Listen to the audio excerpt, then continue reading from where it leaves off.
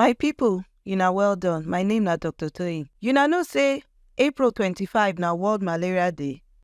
Una even know wetin be malaria? Abeg make you listen make I tell you.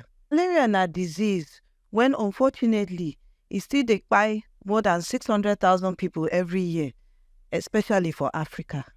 Mosquito dey carry the parasite wey dem dey call plasmodium. So when they come bite you, they go come put that parasite inside your blood. Na im go come make you dey sick. But you know the good news. This malaria, you fit prevent am and you fit treat am.